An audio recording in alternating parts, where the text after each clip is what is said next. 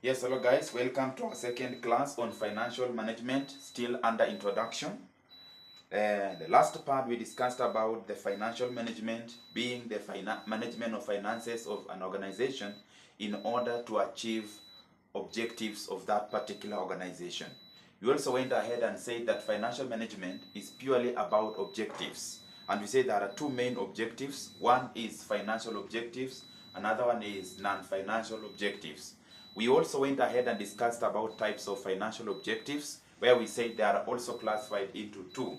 One is profit maximization objective and shareholders wealth maximization objective. We said also that we gave out advantages and disadvantages of profit maximization, and we also went ahead and gave advantages of shareholders wealth maximization. We also went ahead and discussed about the non-financial objective of the organization. We mentioned some of the non-objectives. We said welfare of the employees, welfare of the customers, welfare of the suppliers, welfare of the shareholders, all form, or even welfare of the society. And we also went ahead and said there is also the government that has interest in that particular organization. We also went ahead and discussed about the methods in which we are supposed to value the assets of the organization. We discussed one of them where we were talking about share value. We were calling it share value or market value. So I want to market value. I want to just pick it from here because I discovered I did not give questions on this particular area. So I want to do some of the questions relating to this. Although I did one question, but I have one other example relating to market value. First, before I do or introduce a question, it is good to understand what is market value. Here we are referring to the share price. Here we are referring to the share price in the stock exchange. So we have those companies that are already listed in the stock exchange. There in the stock exchange, there is buying and selling. That selling price of that particular asset share is what they call market value. We said that maybe at the beginning of the day, the market price of that particular share is maybe given by P0.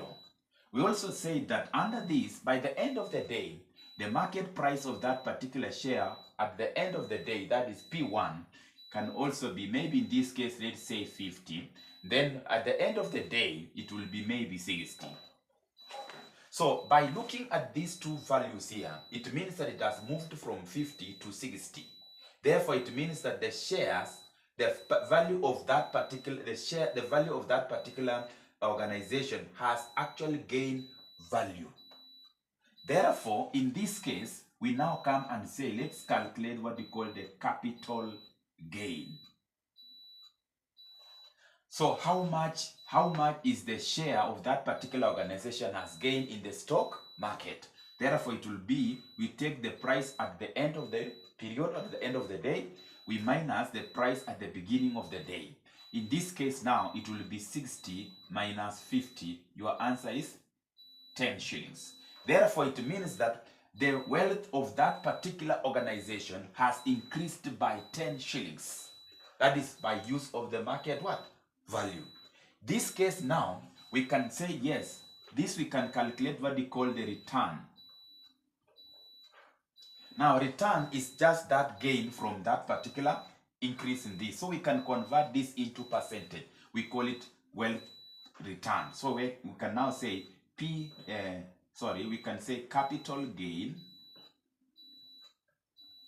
divide by the capital gain divide by the initial price of that particular place, which is P0. Then you multiply by what? 100%. So in this case, it will be capital gain, which is 10 shillings, divided by the market price at the beginning, which is 50. You multiply by what? 100%. So your answer here is 20%. So therefore, it means that the market price of that particular organization has gained value by 20%. We also say that under this market value, the shareholders of that particular organization can enjoy two types of returns. One is the dividends, which we say dividends are mainly obtained from the investments or long-term investments by the shareholders. In this case, this is just the profits that have been set aside by the management of the organization to pay the shareholders certain percentage. We also say that there is also another return we are calling capital gain. These are examples of wealth. These are examples of wealth that is being retained or being received by the shareholders. Therefore, for us to calculate the total returns there are two. I've said this, made up of dividends and capital gains. So therefore, total returns will be capital gain plus dividend divided by the original price, which is P0. Therefore, we can now say, assuming the dividends in this case is, assuming the dividend in this case D is around 25 shillings. So therefore, our capital gain will be 10 shillings plus 25 divided by the original price. And 25 is a bit high, just say 2.5. 2.5 divided by original price, which is 50 shillings times 100%. This will give you 12.5 divided by 50. So you multiply by 100%. This will give you this around 20. This one is 25%. Yes. So it means that the total return will be this.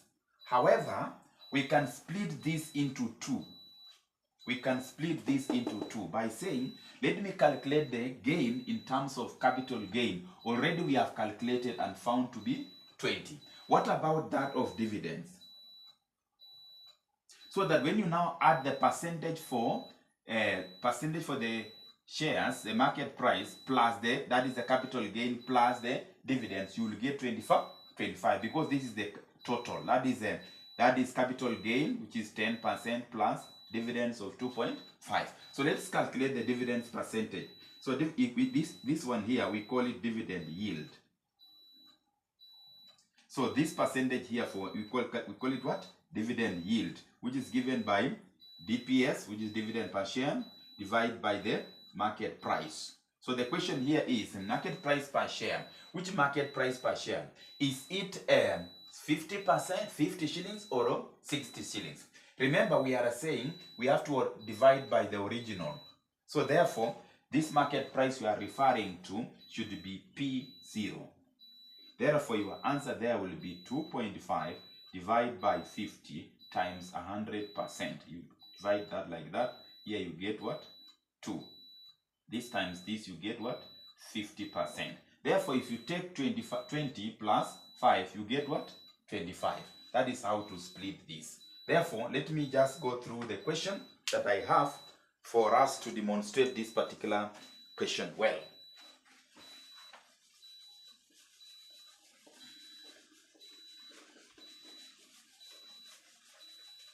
So let me read the question so that we can now understand this question well. The question reads, a shareholder purchased 1,000 shares in a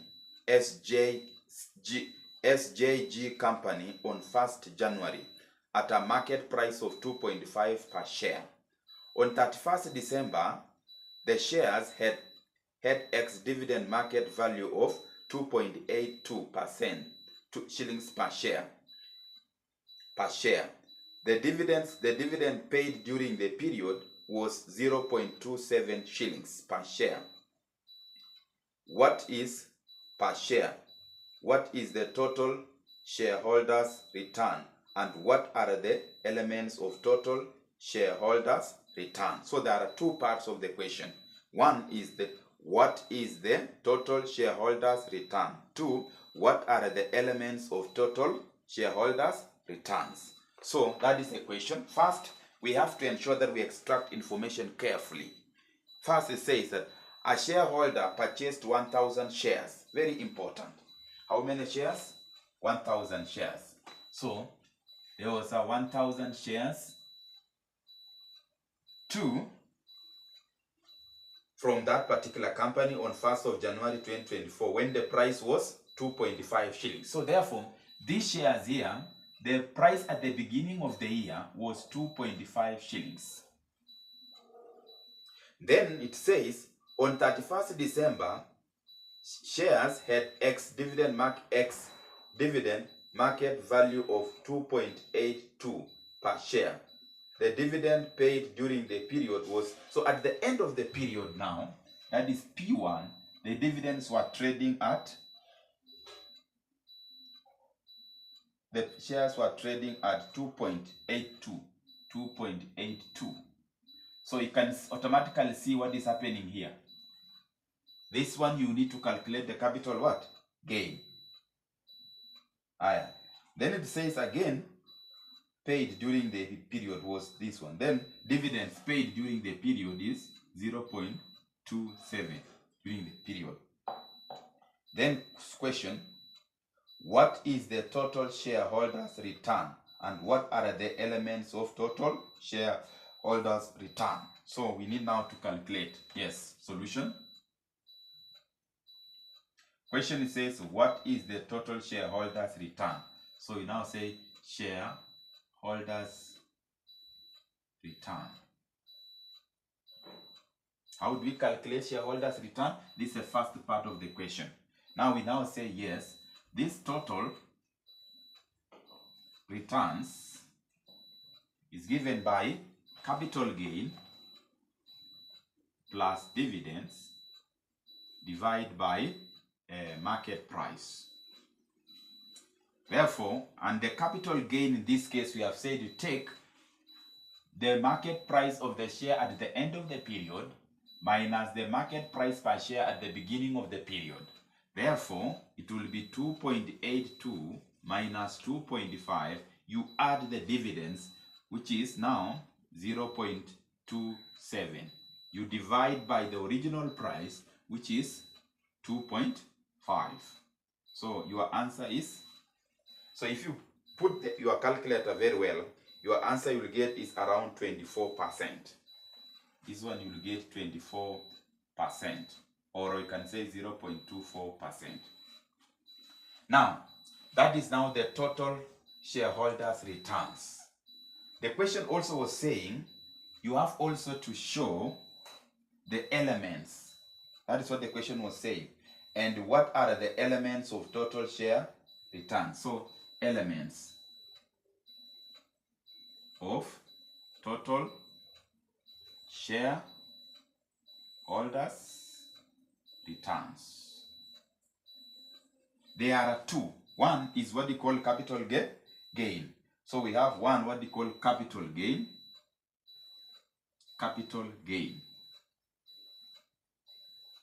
which is in this case is given by 2.82 minus 2.5. You divide by the original, which is 2.5. Your answer is, what is your answer there? You get 13% if you use your calculator. Another one is what they call the dividends. So dividends here, you need to calculate the dividend yield. Dividend yield, here you now say, okay, dividend yield. How do we calculate dividend yield? Dividend yield is given by the DPS that you are paying. Then this dividend you are paying from the market price, that is a MPS. And MPS in this case should be P0. That is the one at the beginning of the period. Therefore, it will be dividend per share is 0.27 divided by MPS, which is 2.5. So when you multiply that, what do you get when you divide? Your answer you get there is 0.11. So you get 0.11, which is the same as 11%. So therefore, if you try now to say total here is capital gain plus dividend return. So when you add 11% plus 13%, you'll automatically arrive at what? 25%, 24%. Therefore, in this question, it will depend how the examiner will set the question. If the question is saying calculate the total returns, in your mind, you should have the capital gain plus the dividends. If the examiner says calculate the returns per the elements in the return, so therefore you need to divide now into 2. That is, we did another question on the same that time, but this time I'm just going through so that we see which one we left behind. There was also another element of a question that was a bit on the same here. There's another question on the same, that is example 1. Example 2 from the same says,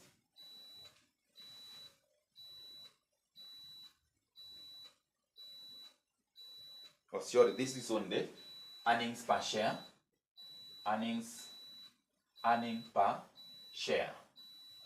This one is EPS. We say this is also a method of determining the value of the organization, whereby we say that the earnings here, we are referring to the earnings after interest and tax. Therefore, in this case, for us to get the earnings per share, we say that you need to say EPS is given by earnings, total earnings distributable, total earnings. Earnings, this is the amount of money that is actually left for the shareholders. So therefore, if you are now to measure how much is left in relation to the long-term investment, that is now the ordinary shares, you need to calculate the EPS per share, which is now total earnings, you divide by the number of shares. And remember I said, the organization can either make a profit or a loss. So here, if the company given has a loss, you have to substitute here with the loss. So that now you are able to measure the earnings per share in relation to the loss given. So therefore, in this case, we are now to calculate, to do a question in relation to this. Yes, I understand we did one that time, but this time let me introduce another one. It says that Grasshopper made earnings attributable to shareholders of 8,250,000 in 20x8 and 8,880,000 in 20x9. The company's share capital was 12 million ordinary shares of 1 shilling each in both years. Calculate the EPS for 20x8 and 20x9 and the EPS growth in relative and absolute terms. Very important question. So therefore, before we do anything, we have to extract information first, the way we did this. Therefore, we have to say how much was ready for distribution in 20x8. 20x8, we are told there were 8,250,000 shillings to be distributed. Then in 20x9, 8,880,000 ready for distribution. And then we have been told the number of shares were 12 million. You can see. Then the question is saying calculate the EPS for the 2 years. Therefore, I will just net for the 2 years. So I'll put here my 20x8, 9, sorry. Then here my 20x8. So therefore, I can say, okay, let me use thousands or millions. Okay, let me use the way it is. Then earnings there, 8,250,000. This one is 8,880,000. Number of shares. In this case, number of shares are remaining constant for the 2 years. So therefore, here will be 12 million. Here is also 12 million. Therefore, earnings per share is now earnings divided by number of shares. In this case now, I will take 8,250,000 divided by 12 million. I get the answer. Here I will take also 8,880,000. You divide by 12 million. You will get the answer. So if you divide this now, your earnings per share will give you 68.8 cents. This one will give you 74 cents. So this one can be 0.68 shillings and this one can be 0.74 shillings. Now I'm dealing with cents so that it gives me a comprehensive figure. Another question was saying also that determine what? Earnings EPS growth in relative and absolute. So in absolute and relative. So EPS growth. First part, give me the answer in absolute. Absolute. So absolute here means it's just the difference between the two. Growth. Growth is means the difference between the two. That is here 20x9 and 20x8. So it takes 74 cents minus 68.8. You get that answer. So the answer there is 5.2 cents. Now when they say EPS in relative, here they are saying convert that. Here it means that relative means that growth in terms of EPS, convert it as a percentage. Therefore it means relative here will be 5.2 cents divided by the original cents, which is 68.8. You multiply by 100 what? Percent. Because that is relative. So we say absolute is just the difference. But relative means give us in terms of what? Percentage. So if you get that, if you calculate that, you will get 7.6%. So therefore, we have calculated the earnings per share for the 2 years as per the question. And then we have also gone ahead to calculate the EPS growth in absolute terms and in relative terms. So growth means just the difference. But relative means that difference, convert the difference into what? Percentage. So this is what was missing in the last class. Now we are moving on well. Also on the same note, we want to do a question relating to forecast.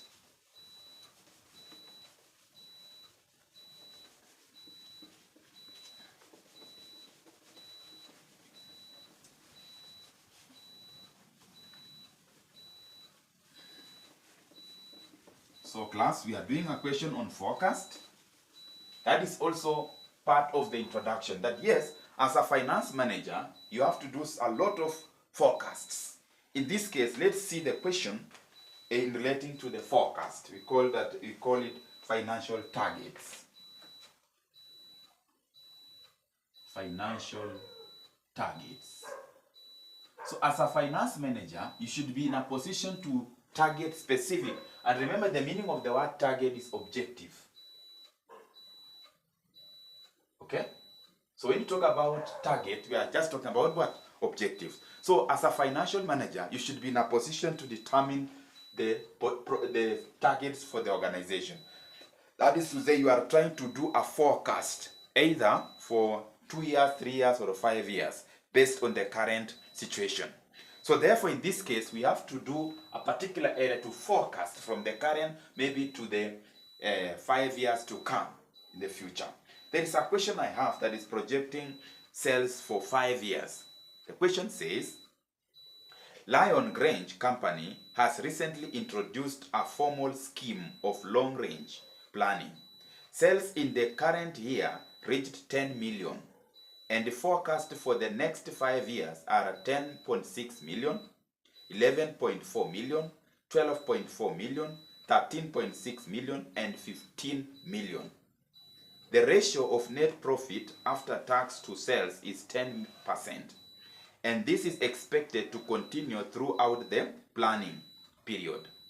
Total assets less current liabilities will remain at around 125% of the sales.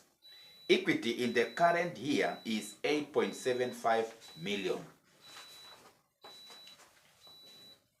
It was suggested at a recent board meeting that A, if profit rise dividends should rise by at least the same percentage. B, an earnings retention rate of 50% should be maintained, i.e., payment ratio of 50%.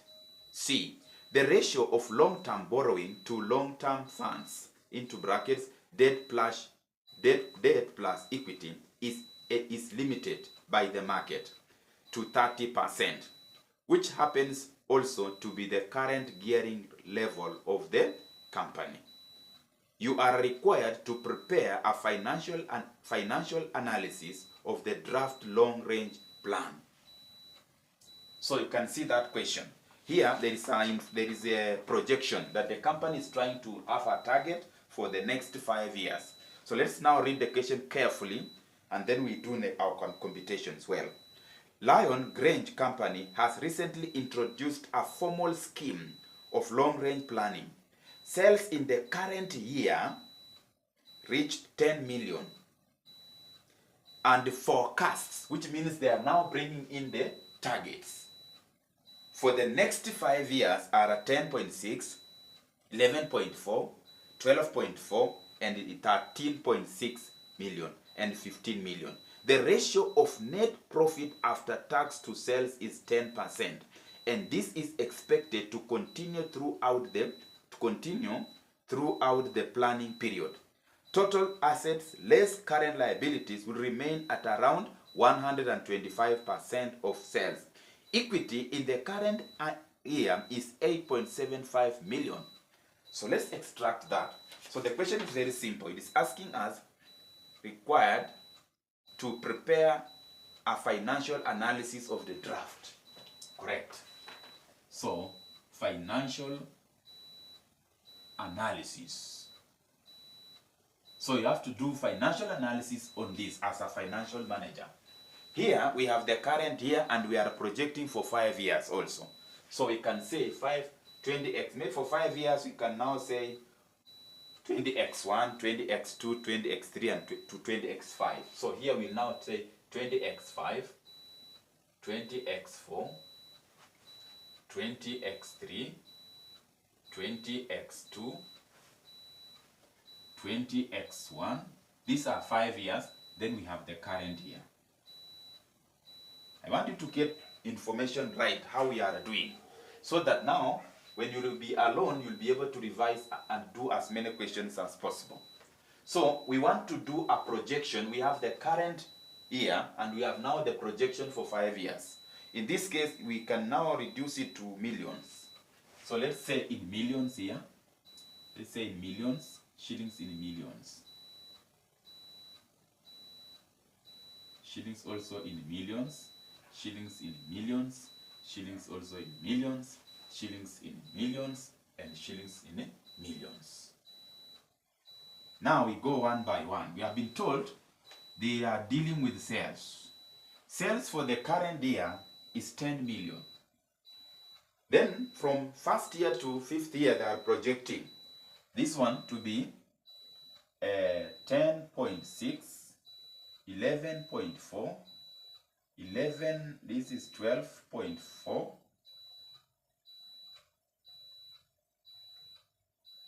11.4, 11, 10.4, then 13.6, and then the last one 15. That is the first part.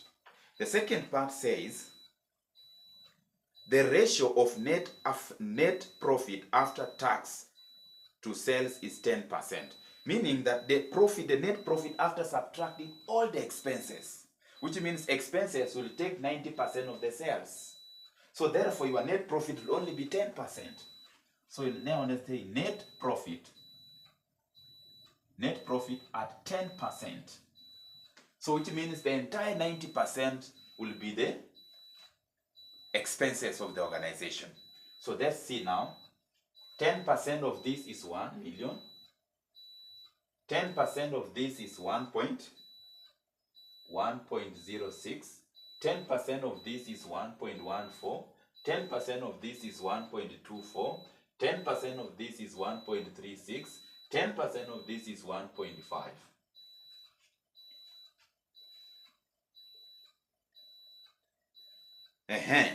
And this is expected to continue. This 10% will continue even to the forecasted periods. Continue. Total assets, that's what they are saying. Then before even we go to that, let's go to additional information number B, A and B. If profits rise, if profit rise, you can see it is true, it is rising. The profits are rising 1 year after another. The dividends rise by at least the same percentage. Correct? B. An earnings retention rate of 5% should be maintained in a payment. So the earnings retention rate of 50 shillings should be maintained, i.e. payment ratio of 50%. That statement means that we have to pay the dividends from these reported profits, but we need to retain some profits at the same percentage. So therefore we can say, let's pay the dividends. So you can now say dividends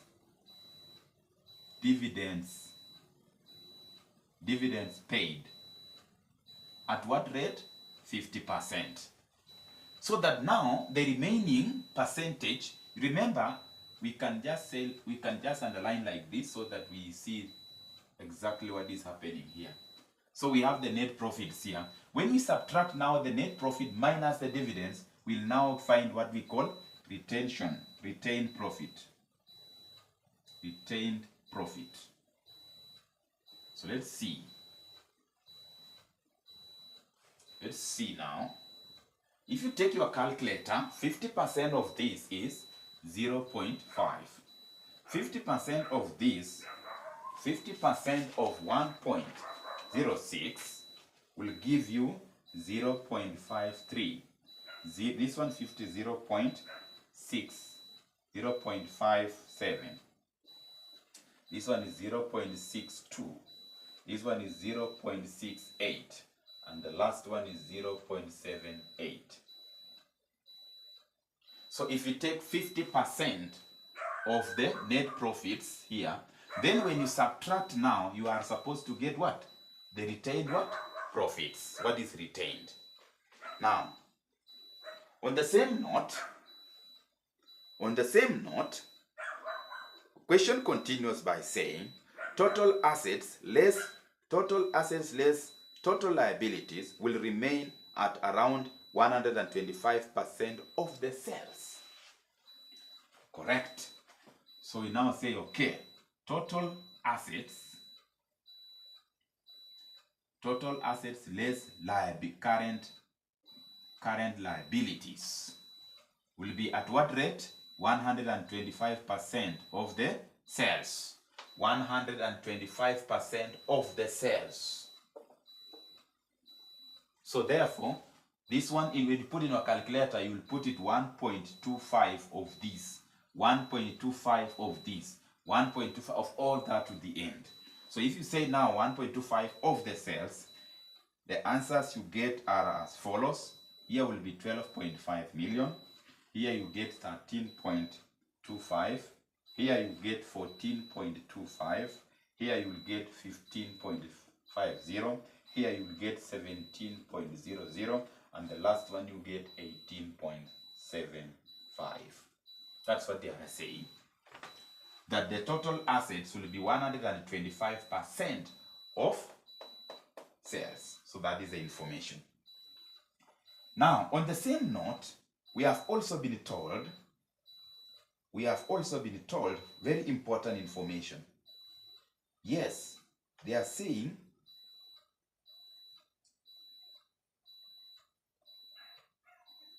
equity in the current year is 8.7%. So these are total assets now. They are talking about equity. And class, I want you to understand the meaning of the word equity. Equity is made up of retained earnings. Okay, what is remaining? Retained earnings. This column here. Retained earnings plus retained earnings here plus ordinary shares. You will get that percentage. Therefore, equity here is made up of two elements. So therefore, let's see what is happening.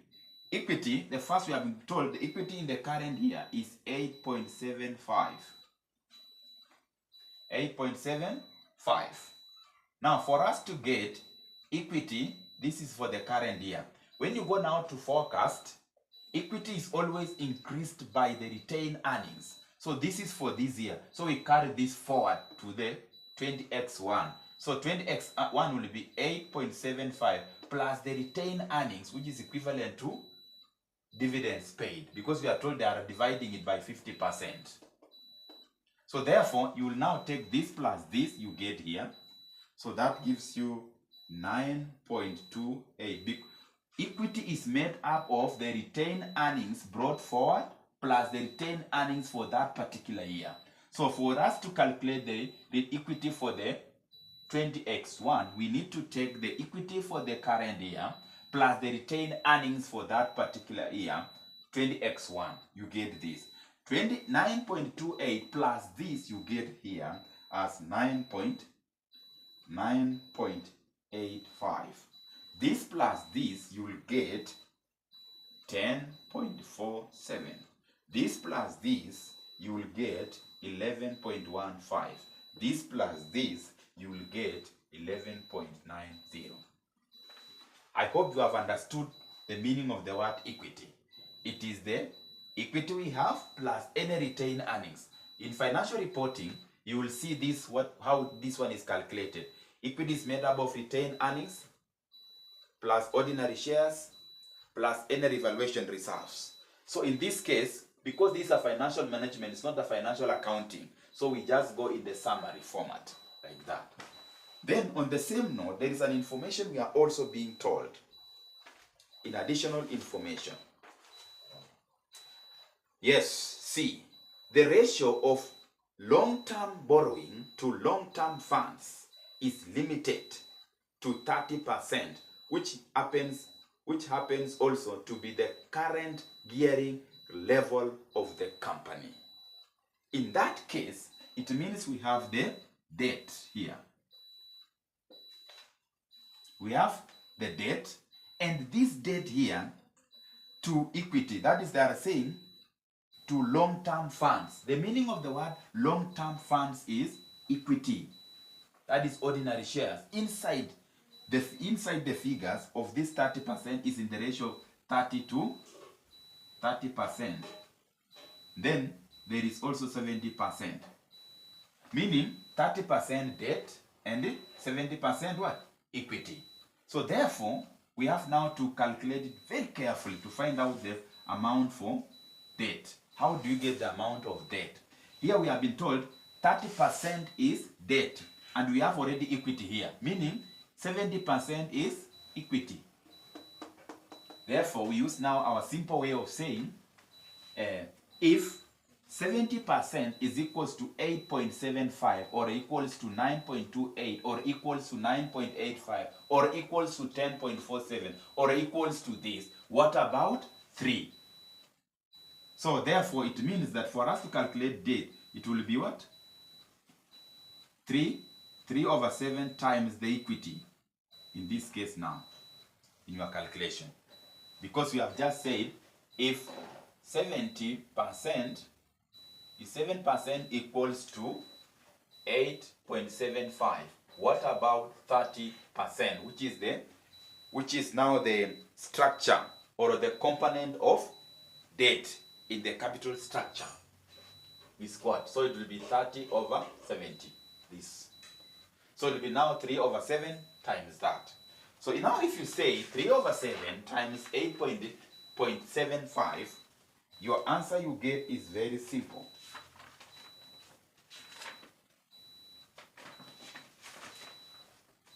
Your answer is very simple.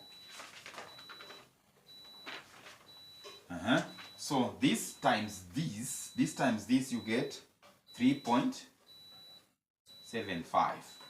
This times this you get 3.98. This one is 4.22. This one is 4.49. This one is 4.7. 5.78. This one is 5.10. According to financial reporting, for us to calculate the assets, for us to get an equation, it's be capital plus liabilities. It will balance. Assets here, we have already been given here. Correct? Now here, we want now to balance the two. We have now the equity and the what?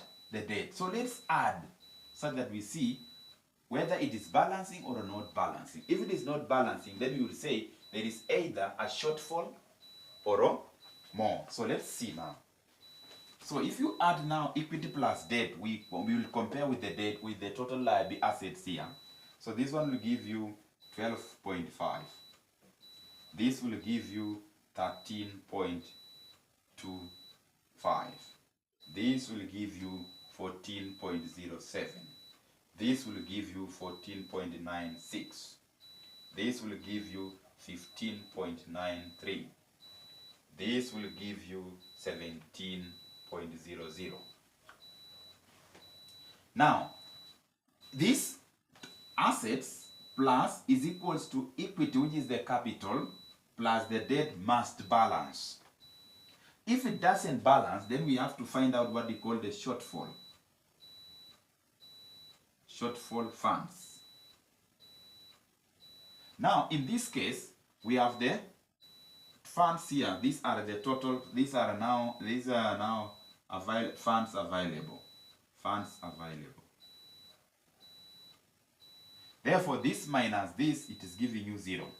This minus this is giving you 0. But this minus this, no.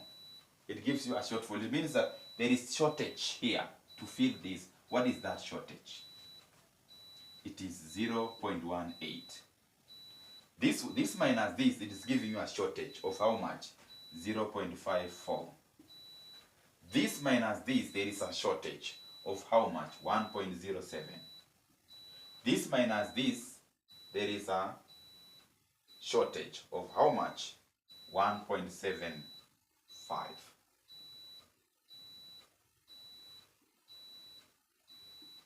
So that is how you are supposed to prepare financial analysis. How many marks do you think this particular question can accommodate? These are 6 marks. So you have to be in a position to relate the information together with the financial reporting. So those who are doing financial reporting, they will actually be more advantageous than those who are concentrating on financial management only. So that is how that question was supposed to be handled. Yes. So today I would like now to discuss about stakeholders. These are the areas that I did not cover last session. So this session I'm now beginning.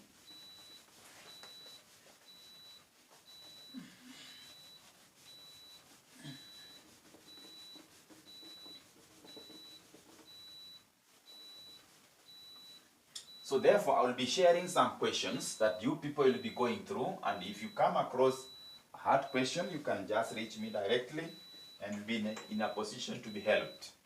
Now let's go to our today's work, that is stakeholder.